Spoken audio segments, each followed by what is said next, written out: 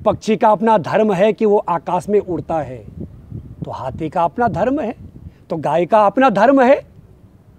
इस पृथ्वी में एक एक अणु परमाणु से लेकर के ब्रह्मा पर्यंत सबका अपना धर्म है। ब्रह्मा जी का धर्म है सृष्टि को सृजित करना, तो भगवान शंकर रुद्र का धर्म है कि उसका संहार करना, भगवान विष्णु का धर्म है उसका पोषण करना। और फिर साहब धर्म में आ जाओ, स्त्री का अपना धर्म है, वो आप कभी नहीं अपना सकते हो। वो स्त्री जब अपने धर्म में अवस्थित होती है तो राम कृष्ण जैसों को गोद में खिलाती है, कोख में रखती है। वो सुन लो देवी जी, हाँ तुम जो कहती हो कि वो वहाँ से आवाज़ आई रुक जाओ रुक जाओ, किसकी बात करते हो? कभी सुना?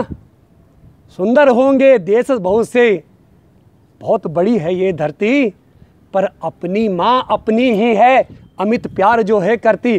किसकी बात कर रहे हो? मैं तो स्वधर्म की बात कर रहा हूँ। यदि आपके समझ में आ रहा हो तो स्वधर्म को समझिए। भगवत प्रेमियों, ये शब्द ही राजनीति से प्रेरित चला कि सर्वधर्म समन्वय करो।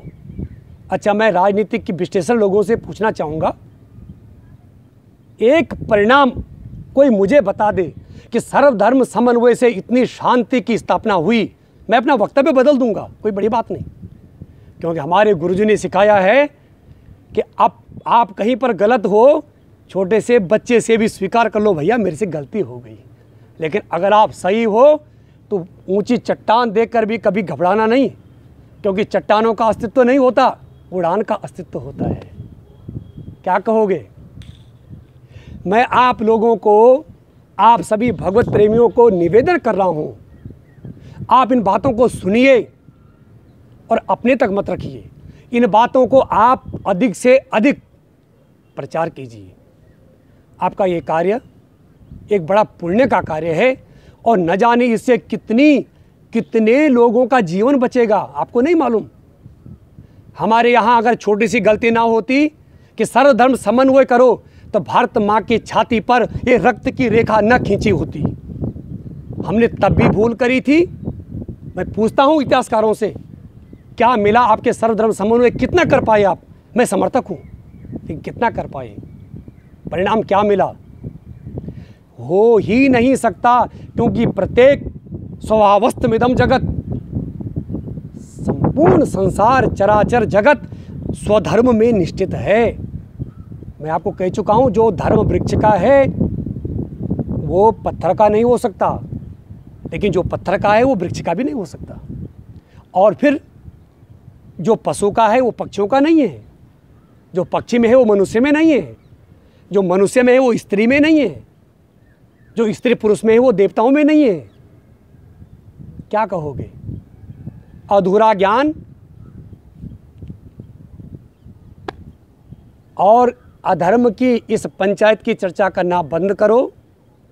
अच्छा होगा किसी आत्मज्ञानी, धर्मज्ञ, तत्वनिष्ठ पुरुष के शरण में जाओ, धर्म का तत्व समझो और धर्म के तत्व को समझ करके फिर धीरे धीरे चलने का प्रयास करो, क्योंकि अधर्म के मार्ग में नारायण आज तक किसी का कल्याण नहीं हुआ। ये जो पीड़ा है ये केवल और केवल इसलिए है क्योंकि नरके नियतम वासो, पहले भी कहा, अनंत समय तक नरक में निवास करना पड़ेगा। और दूसरा एक बड़ी हानि होगी कि समाज विध्वंस हो जाएगा। क्यों ऐसा विध्वंसकारी आप लोगों ने षड्यंत्र बनाया? ऐसा मत करो, मत करो ऐसा, क्योंकि सर्वधर्म समन्वय नहीं हो सकता। हाँ, हो सकता है। कहाँ पर? अब आओ कि सर्वधर्म समन्वय यदि होगा तो कहाँ पर होगा? राजनीति मंच पे नहीं होगा, तो किसी पंथ विशेष का झंडा लेकर के धर्म ध्वज बनकर भी नहीं होगा। कहाँ पर होगा? मैं कहता हूँ भागवत धर्म में होगा। आ जाओ, सब आ जाओ, बड़ी छाँव है, अनंत रसीले फल हैं। क्या कहोगे?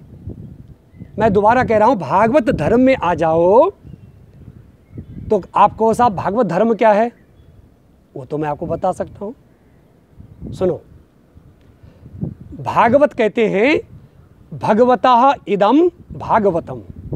इदम माने ये सब कुछ, ये सब कुछ, नदी पहाड़ पर्वत बाग बगीचे जीव जंतु छोटे बड़े जड़ चेतन सब भगवतः भगवान के हैं, ये तो भागवत है। तो धर्म क्या है? धरति येनेदम इदम तद धर्मः, जो इन सबको धारण करता है वो धर्म है।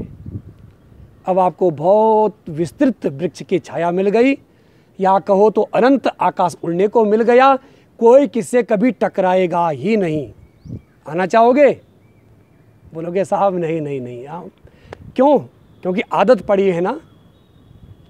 जिन लोगों ने जीवन अंधेरे में गुजारा हो उनको उजाले देख के भी डर लगता है साहब। कटु वाक्य है लेकिन महापुरुषों का अनुभव है।